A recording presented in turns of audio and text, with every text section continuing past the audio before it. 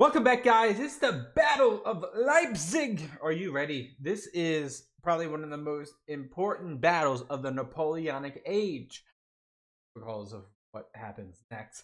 If you're new here, this is what we do. We react to history.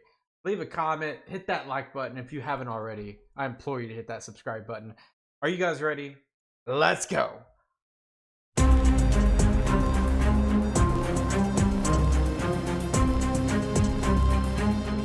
Between a battle lost and a battle won, the distance is immense. And there stands empire. 1813. Okay. October 1813. Napoleon Bonaparte faced his greatest crisis since becoming Emperor of the French 9 years before. His long war in Spain had ended in defeat, and an Anglo-Spanish-Portuguese army had now crossed the Pyrenees to invade France itself. In Germany, the Kingdom of Bavaria had switched sides and joined the Sixth Coalition against France. No one's going for him. While in Saxony, Napoleon faced four armies converging on him from all directions. So we got the Austrians, we got the Prussians, we got the Swedes, and we have the Russians. What's more, these were not the same bunglers he'd crushed in 1805 and 6 at Austerlitz and Jena. Prussia, Austria and Russia had all learned from their mistakes. They were now better organized, trained and led, and more wary of Napoleon. The largest coalition force was the Army of Bohemia, commanded by Austrian Field Marshal the Prince of Schwarzenberg. His was a huge mixed Austrian-Russian-Prussian army of 194,000 men and 790 guns. That's like a campaign of Napoleon's in the past. To the north, Blücher's army of Silesia, and the Army of the North under Napoleon's ex-marshal Bernadotte, now Crown Prince of Sweden. Still kind of crazy. Together, 130,000 men and 536 guns. To the southeast, General Bennigsen's Army of Poland, besieging Dresden. Another 34,000 men and 135 guns. So this is the Army of Poland, okay.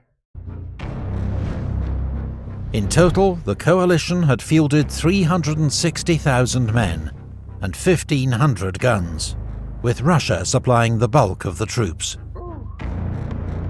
It's really all about timing now. You have the resources, but you have the timing of maneuvering these people, because Napoleon is infamous about picking you apart versus a brute force attack. One unique addition to Bernadotte's Army of the North was a single troop of British rocket artillery. What? An experimental weapon system based on the Congreve rocket, a type seen here in 1830. That's crazy. Although wildly inaccurate, their high-explosive warhead could be devastating at close range. Napoleon's forces around Leipzig were outnumbered almost 2-1. But with 200,000 men and 700 guns, the Grande Armée was still a force to be reckoned with many experienced troops and commanders, even though it increasingly relied on young conscripts to make up numbers. There were another 140,000 men that Napoleon could not call on. General Rapp's 10th Corps besieged in Danzig, Marshal Saint-Cyr's 1st Corps besieged in Dresden, Marshal Davout's 13th Corps holding Hamburg, as well as several smaller besieged garrisons across Germany and Poland. Why was the 13th Corps holding Hamburg? Was it a strategic city that they thought they would lose?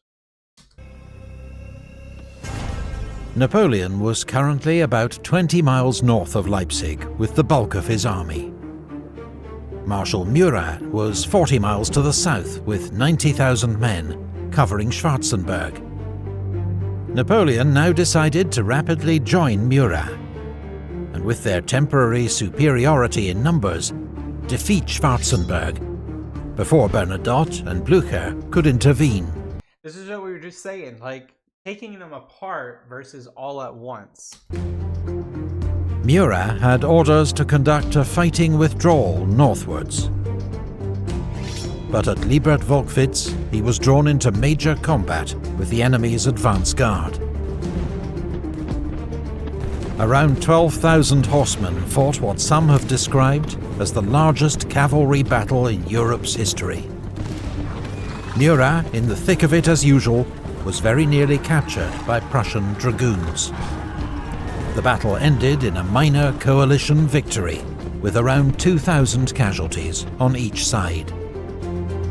I'm surprised Murat is, like, alive at this point, given what he's gone through with battles. The next day, Napoleon arrived to take command. Children, today is France's last day. Tonight we must have won or all be dead. Patient. Here we go. By the 16th of October, Napoleon had concentrated most of his forces south of Leipzig. Field Marshal Schwarzenberg, meanwhile, against Russian advice, had deployed his army on either side of the Pleiße River, which would hinder his movements throughout the battle. Napoleon had entrusted the northern sector to Marshal Ney, with orders to keep an eye out for Blücher and Bernadotte. But Napoleon didn't expect them for at least another day, and so Ney had orders to transfer most of his troops south for the attack on Schwarzenberg.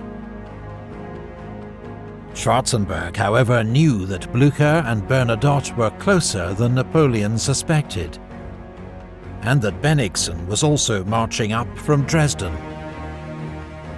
This was the moment the coalition had been waiting for. It's basically not an ambush, it's an encirclement. All their armies converging on Napoleon, with overwhelming superiority in numbers. However, the coalition's headquarters were nothing like Napoleon's, where one man's will decided all. Schwarzenberg had to attempt to coordinate the actions of 3 large armies from 3 separate states. And although he was commander-in-chief, his plans still needed to be approved by Emperor Alexander, the supreme commander, whilst he also managed relations with the King of Prussia and the Emperor of Austria, all of whom were present at his headquarters. Okay, so we got some real star power.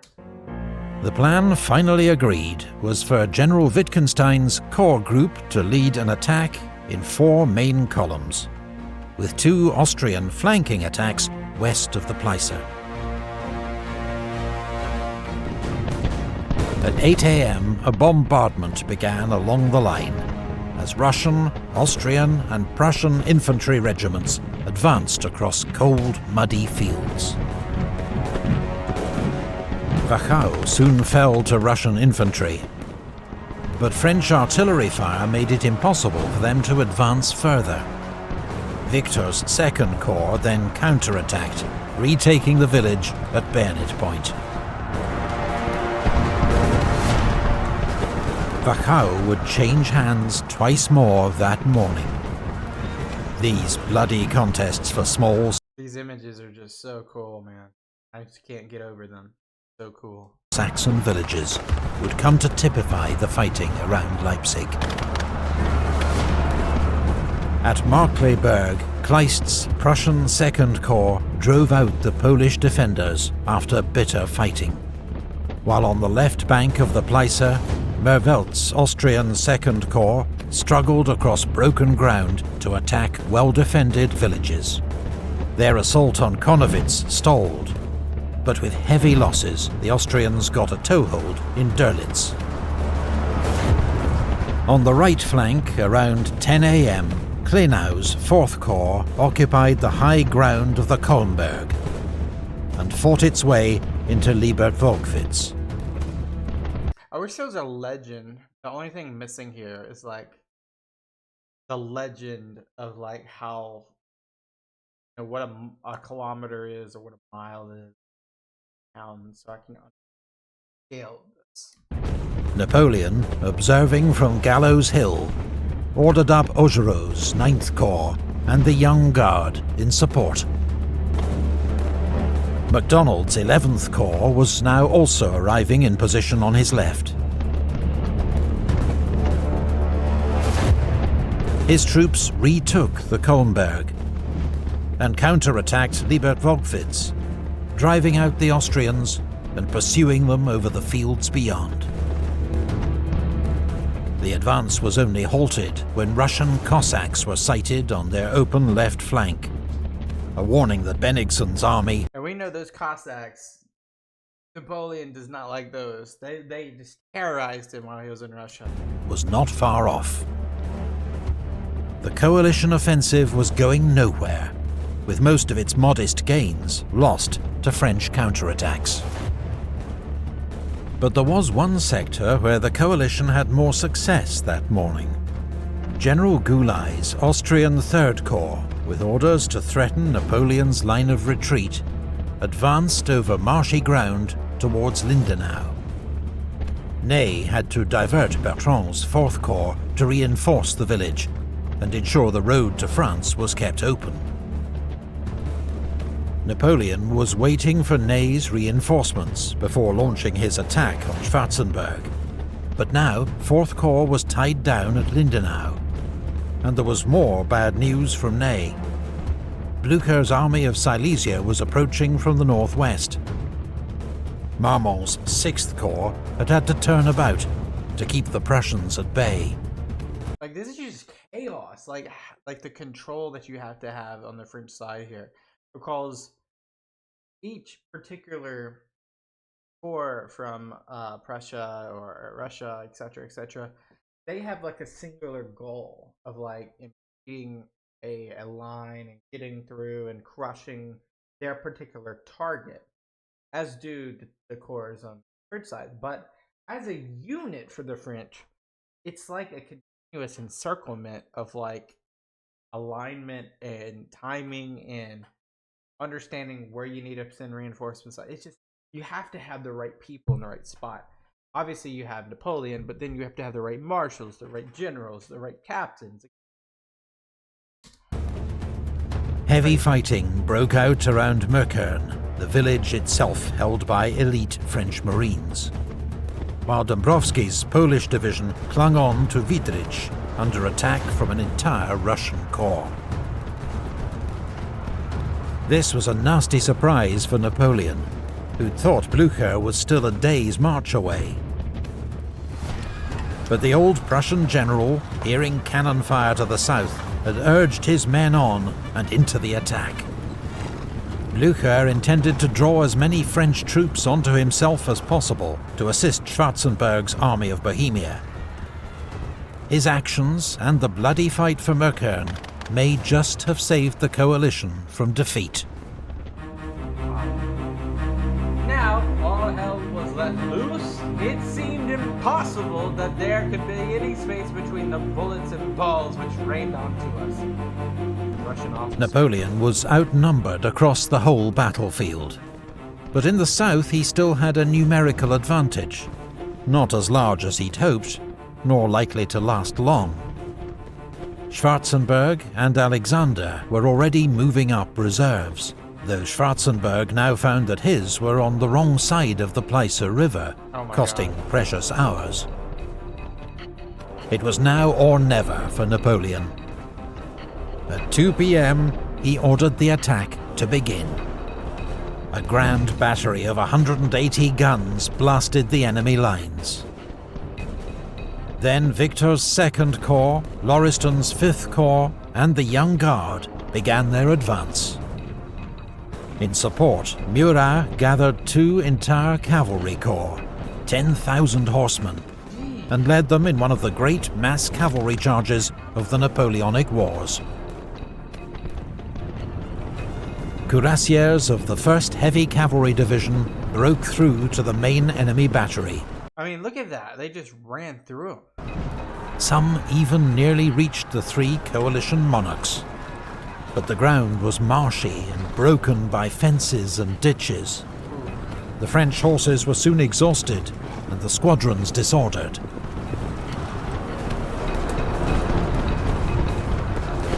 Austrian cuirassiers and Russian Guard cavalry were coming up from the south.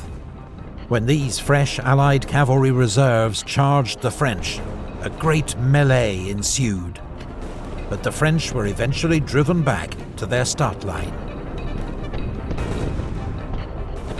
But now the reserves are on the battlefield versus the reserves. Maison's division of the 5th Corps was involved in a desperate struggle for Geldengosse. The fighting swept back and forth through the village, the streets filling with dead and wounded from both sides. But as Russian and Prussian Guard regiments arrived to reinforce the village, the French were forced to fall back. This guy swinging his gun like that's so funny. Wonder if they actually... I guess that's to hit him with the butt of the gun, so I guess it... Around 4 p.m, the Austrian Reserve Corps finally arrived and renewed the assault on Markkleeberg, one of the morning's objectives, which was finally secured. By 5 p.m, it was clear that Napoleon didn't have enough reserves to force a decisive outcome in the south. To the north, Meukern was being stubbornly held by French Marines with lethal close-range artillery support. But despite terrible losses, York's Prussian Corps continued to attack. Marshal Marmont himself was wounded twice, but remained in command. Finally, a brilliant charge by Prussian hussars triggered a French rout. Meukern fell as Marmont's corps streamed back towards Leipzig. They're starting to pressure them. Like, they're gonna need to start to clear out that escape route pretty quickly. As dusk fell around 6 p.m, fighting died out across the battlefield. What a big battlefield. The first day of the battle had cost the French an estimated 25,000 casualties. My God. The coalition at least 30,000. Wow. Napoleon had come close, but failed to land a decisive blow. The chance for victory was slipping from his grasp. 8 corps have lost a third of their men and many officers. All ammunition stocks have been used up. We have not enough to make combat for 1 hour. Marshal Poniatowski? Yeah, I wish they put like who's Marshal Poniatowski? I don't know who that is. Russian? French? I don't know. Day 2. Sunday the 17th of October brought a lull, with both armies exhausted by the previous day's fighting. Napoleon needed to rest his troops and resupply them with ammunition, which was running dangerously low. He also sent a message to his father-in-law, Emperor Francis I, suggesting an armistice and finally offering concessions. But the Allies were no longer interested. They knew... Remember what they said the other day? Like, I forget, was it, it was the, forget his name, but he was basically saying, like, concessions be made now, but maybe not later. Later, now they can be made. New time was on their side. The only major combat that day occurred in the north, where Blücher continued to attack. Russian infantry stormed Eutrich and Gorlice. Russian hussars charged and routed part of Arrighi's 3rd Cavalry Corps. That day, Napoleon received 14,000 reinforcements when Reynier's French Saxon 7th Corps arrived from the northeast. But the same day, the coalition received more than 100,000 reinforcements. as their armies continued to converge on Leipzig. Colorado's I mean, like, the coalition has Napoleon. Like, how do they not capture him? How do they not capture Napoleon? Austrian First Corps, Bennigsen's Army of Poland, and Bernadotte's Army of the North, though the latter was widely criticised for his leisurely march to the battlefield. And he took his time. The next day, Napoleon would face odds of nearly 2-1. It was time for the Emperor to begin planning his retreat. And the only way back, right, is through Leipzig and Lindenau to Markenstadt. I write to you on the morning of a battle, like which has scarcely been seen in the history of the world. We have surrounded the French Emperor. This battle will decide the fate of Europe. You know, now, On Monday morning, the sun shone across 40 square miles of battlefield, there we go, on which nearly 500,000 troops and 2,000 cannon were assembled. Soldiers. Imagine, I mean, there's got to be civilians still. Sure, a lot of evacuated. However, there's got to be like people just hiding in basements and cellars. From France, Germany, Russia, Austria, Poland, Italy, Sweden, the Netherlands, and even Britain. This was truly the Battle of the Nations. In preparation for his withdrawal, Napoleon pulled back his forces into a tighter defensive perimeter. You could almost say this is World War I. Could you not? Could you not? Hey, this is almost World War I. I mean, names are just names. And ordered Bertrand's 4th Corps to march west to secure the army's line of retreat. Yeah. 2 divisions of the Young Guard under Marshal Mortier took their place at Lindenau. Schwarzenberg, meanwhile, planned to close the net on Napoleon with 6 converging attacks. Fighting in the south began around 8 AM. The Austrians took Dörlitz, but Marshal Oudinot led a counterattack at the head of a Young Guard division and drove them out again. Schwarzenberg was so alarmed by this reverse that he sent orders to recall Goulay's 3rd Corps. That's interesting. So now the retreat is like wide open.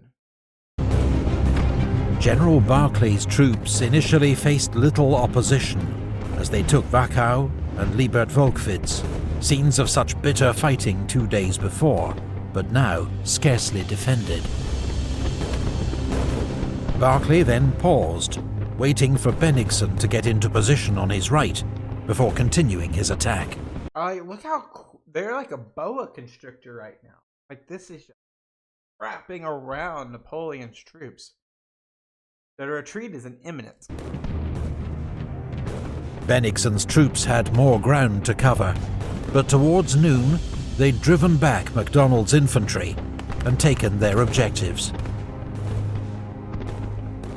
They would now wait for Bernadotte's army to link up on their right, but the Army of the North was again making slow progress, for which many again blamed its commander, who seemed exceedingly cautious about facing his old master in battle. I can see why. I mean, he knows what he's capable of, but has the cards. Blücher, in contrast, did not hesitate to launch Russian infantry against Leipzig's northern defences. Yo, imagine if the 11 Corps made it through Leipzig, it would be over. Like, it would be game over. Though their attack failed with heavy losses. If all were demoralized and he appeared, his presence was like an electric shock. All shouted, "Vive l'Empereur!" Long live the Emperor. And everyone charged blindly into the fire.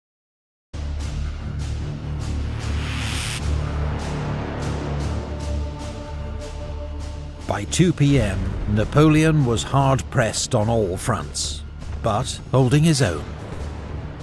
His attention was now focused on Probstheide, key to his southern front, under attack from Kleist's Prussian Second Corps.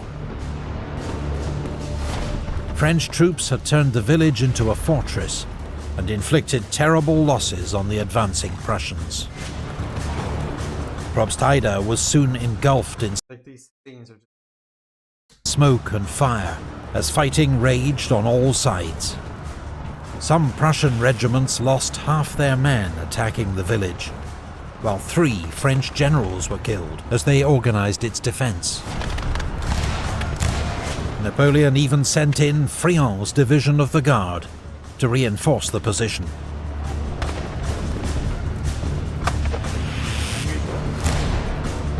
To the north, Bernadotte's army was finally joining the battle in earnest. Marmont had assembled 137 guns around Schönefeld, which poured fire into the Russian ranks. In response, Bernadotte massed 200 guns of his own. The fields were soon strewn with the dead and wounded, as the sheer weight of fire made it impossible for either side to advance. Around 3 p.m, von Bülow's Prussian Corps, supported by Austrian Jaegers and its small British rocket detachment, attacked Paunsdorf. How are those rockets working out for us? Let's see. Reynier's 7th Corps could not withstand the onslaught. I just want to imagine, it'd be almost like those people in World War I first seeing the first tank of all time. Gotta be similar. An hour later, around 3,000 Saxon soldiers rushed over to the enemy and surrendered. Well, dang. The Saxons were deeply disillusioned with their French allies. Their main wish now was for a quick end to a war that had ravaged their homeland for many months. Makes sense. The hole in the line created by the Saxons' defection was soon plugged by Guard cavalry. But the coalition juggernaut could not be stopped. Hey, look at this. This is inevitable. Where's the retreat at? Towards dusk, under relentless Russian pressure, Marmont abandoned the burning ruins of Schönefeld, while the Prussians took Sellerhausen. In the south, Probstheide still held, but the situation was grim for Napoleon. The third day's fighting cost both sides another 25,000 casualties. Peace. Napoleon's army was exhausted, outnumbered, virtually encircled, and critically low on ammunition. Finally, the Emperor gave the order to retreat. Sire, we will hold on. We are ready to die for your majesty. Wow.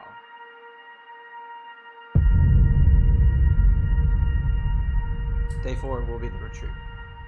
Overnight, under cover of darkness and early morning fog, the French army withdrew behind Leipzig's walls. And remember, the Austrians had like a guard over here on the left that they had to move across the river, so now there's no way to really know. And at 4 a.m. began its retreat west, crossing the single bridge over the Elster River that led back to France. There'd been time and materials to build extra bridges, but in what would prove a serious oversight, no one had given the necessary orders. Furthermore, there was no clear plan for Leipzig's defence, which was left to a jumble of understrength units, mostly Poles and Germans. Napoleon left Leipzig around 10 a.m. Behind him there were scenes of mounting chaos and confusion, the city's streets jammed with troops, guns and wagons. The 20,000 wounded troops in the city had little hope of escape. 30 minutes later, shells began to rain on the city as the coalition launched an all-out assault from north, east and south. The rearguard held the city's gates for as long as they could, but they were soon overwhelmed by the enemy. and savage street fighting broke out across the city.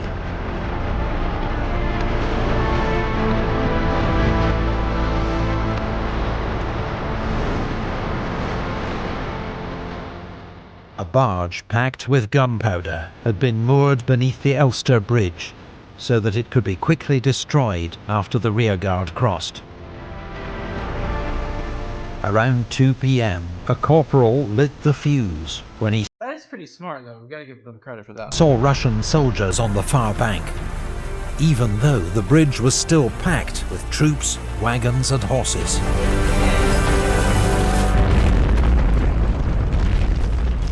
The bridge was destroyed in a gigantic explosion that trapped 30,000 men and 30 generals on the wrong side of the river. Panic broke out among those who suddenly found themselves cut off. Most became prisoners, but some tried to swim for it, including the Polish Prince Poniatowski, made a marshal by Napoleon just 3 days before.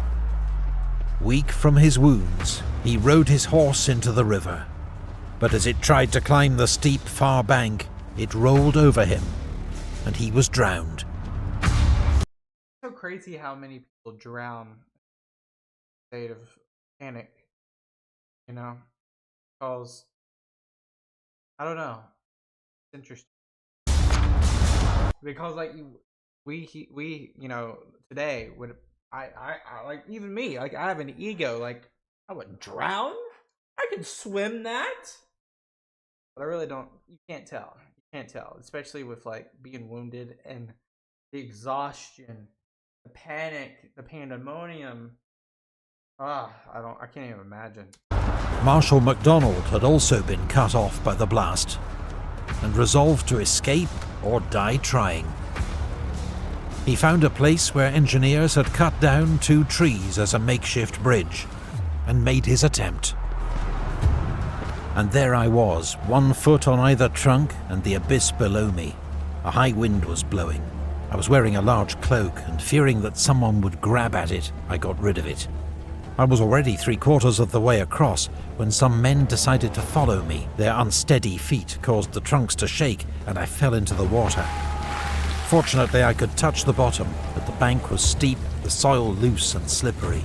Some of the enemy's skirmishers came up. They fired at me point blank and missed me, and some of our men who happened to be nearby drove them off and helped me out. Wow. I was wet from head to foot, breathless and sweating heavily from my efforts. Marshal Marmont, who had got across early in the day, gave me a horse. I wanted dry clothes more, but they were not to be had. What a crazy nice account that we have right here. That is insane. The loss of the bridge turned what was already a heavy defeat for Napoleon into a disastrous one. Later that day, the 3 Allied monarchs met in the centre of Leipzig to celebrate their great victory. It had come at enormous cost. Exact numbers are impossible to establish, but in 4 days' fighting, the coalition armies suffered at least 52,000 casualties. Napoleon, I'm gonna guess 80,000 for France. who could less afford such losses, came off worse. 47,000 killed and wounded, 35,000 taken prisoner, 325 guns lost. Wait, well, let me add it up. 82. I was 2,000 off. Prisoner, 325 guns lost. More men were killed and wounded at Leipzig than in any European battle before the First World War. Sir George Jackson, the British ambassador to Austria, rode over the battlefield with Metternich, the Austrian foreign minister, 2 days later. "A more revolting and sickening spectacle I never beheld," he wrote.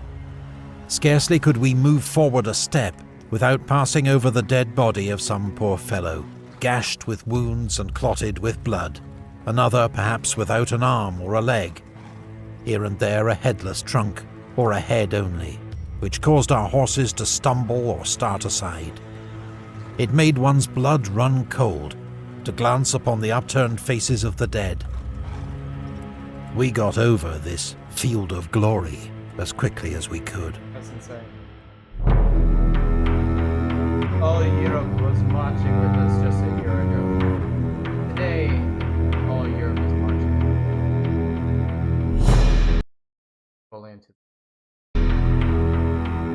Napoleon had suffered a calamitous defeat. He had lost the battle for Germany. His domination of Europe appeared at an end. With 80,000 survivors, he began a fighting retreat to the French border. There was now no chance of rescue for the 100,000 men trapped in garrisons across Germany and Poland, though some would hold out for another 5 months.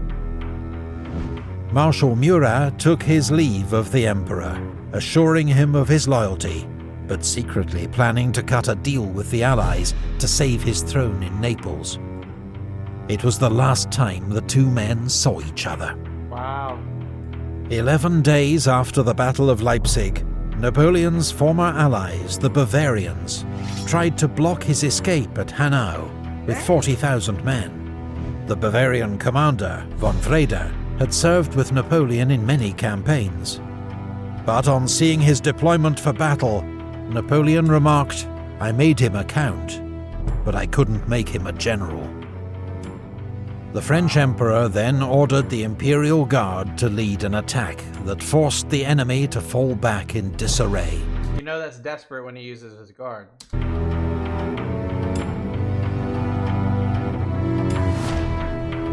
The French army reached the safety of Mainz 3 days later. Napoleon himself pushed on to Paris to contain the political damage from his defeat. Behind him, his empire was being dismantled. On the 4th of November, the coalition announced the dissolution of the Confederation of the Rhine, several of its former members now joining the war against France. In the Illyrian provinces, local revolts, Austrian invasion, and British naval support brought an end to French rule. In North Italy, Eugene was retreating steadily before the advance of von Hiller's Austrian army. While in Hamburg, Marshal Davout, with 34,000 troops, would soon be cut off and under siege. Napoleon's situation was desperate. But in the next campaign, fought for France itself, Napoleon would prove that he was still the master of war. Oh! Here we go! What a cliffhanger. Y'all can't do me like that. Cliffhanger? Oh, man. I'm just thinking the writing's on the wall, but we got something else to look forward to now. We have the Battle of France.